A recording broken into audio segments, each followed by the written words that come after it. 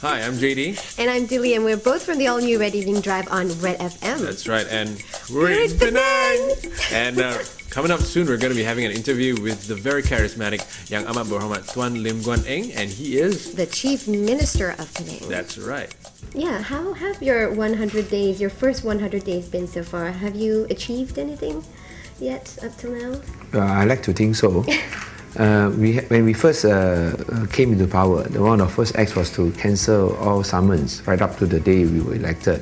Thank you for that. And of course, we feel some of the summonses issued were not really properly done so. And we also want to reduce the financial burden of the lesser off. Right. The less well off, and as well as those who have many grievances against how these parking summonses were issued in the first place.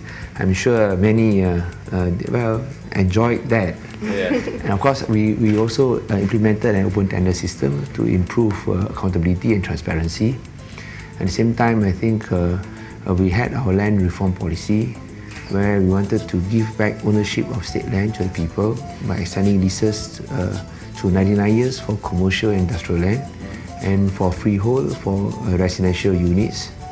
At the same time, we have a CAT government, right. Where we have at least a parameter, a guiding, so-called a governing philosophy for this new government based on competency, accountability and transparency.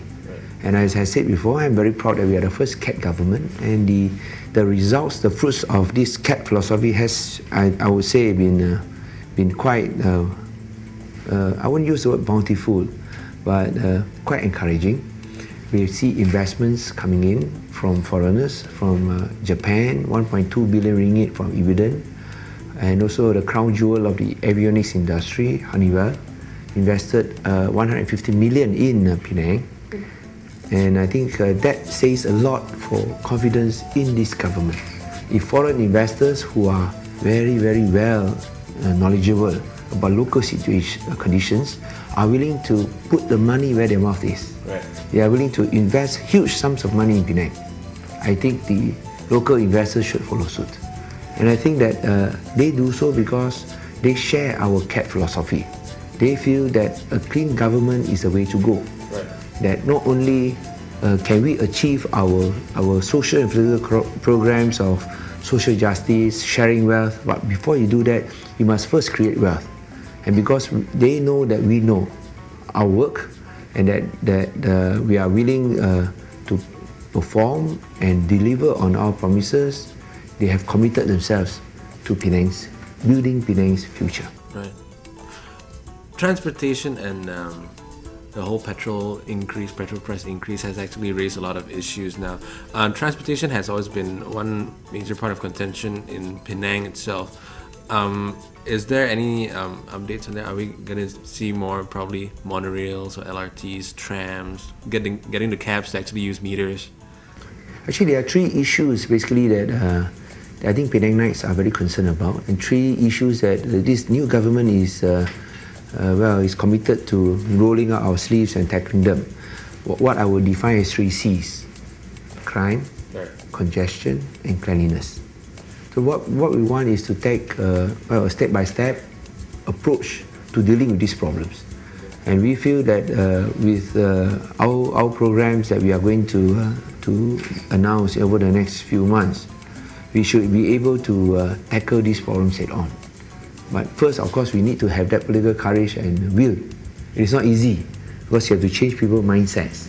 You have to change people's lifestyles, and sometimes that's the most difficult of all. Right, but unless we tackle them, we cannot make Penang into an international city. For Penang to be an international city, not only must it have good communications, it must be clean definitely, but it must feel safe. Why is it that Penang was the tourist destination of choice, but not now? Yeah. Because I think we fail in these key benchmarks, and it's time to restore the luster of the Pearl of the Orient. Yeah, we miss those days where we just go to the beach, hang out. True. Yeah. So I think we have identified 8 areas how to promote tourism. One is what I call heritage tourism, to leverage on what I would say one of the key assets of Penang as the oldest heritage city. in Malaysia. Secondly is educational tourism. Again, to leverage on our human capital, our skilled and trained personnel, as well as our brain power. That's right. Number three, of course, is medical tourism, because we've got the best doctors, not only the best doctors in Malaysia, we've got the best nurses, as well, of course, the aftercare services that we can provide. Number four, we want to develop Penang as a MICE center, exhibition. Number five, ecotourism.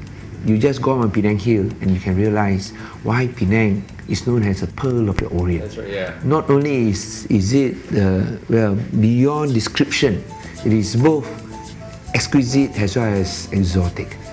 Okay, and then number six already. I've got six already. Yeah. Okay, number seven, you talk about Penang food, food center, and then I think it was number six. Number seven would be Penang has a regional center for the regional headquarters for the multinational companies. That's right. Yeah. If they can choose Penang to relocate their regional headquarters, you can attract many expatriates and foreigners to come in. Yeah. And finally, Penang has a film, cultural and art center. Yeah.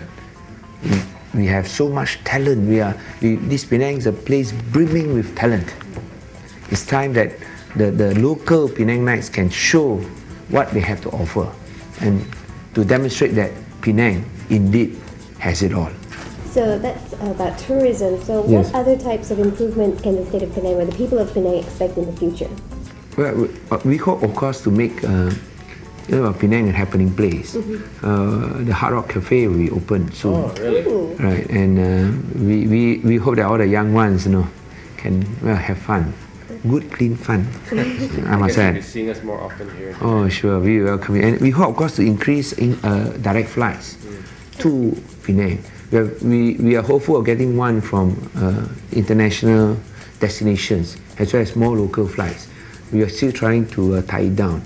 We are hopeful, and of course the MM2H program, the Malaysia My Second Home program, we hope to get people from Korea, people from overseas who are actually have a liking for Penang.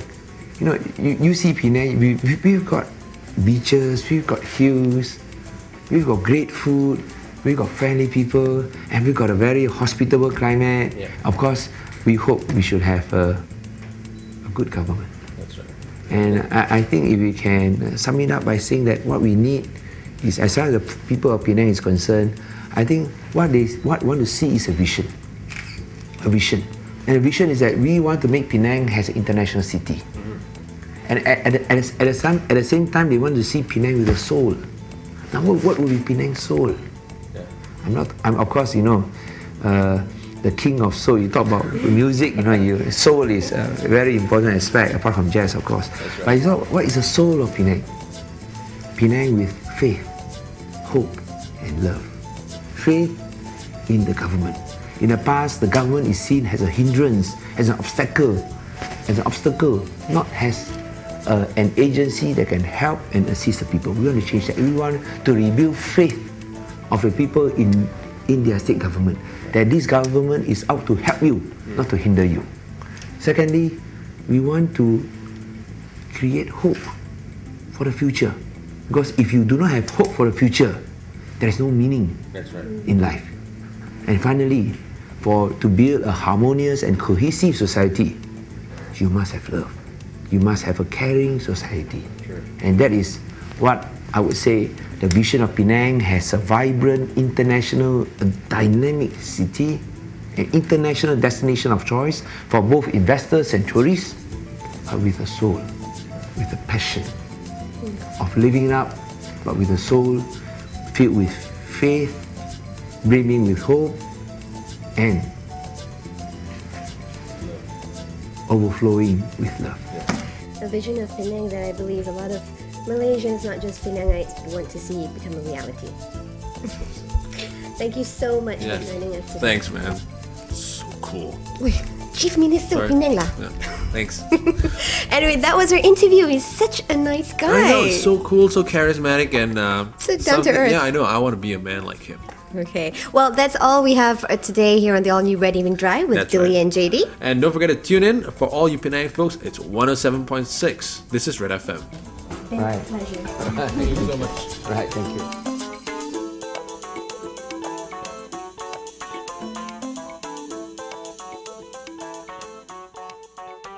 you.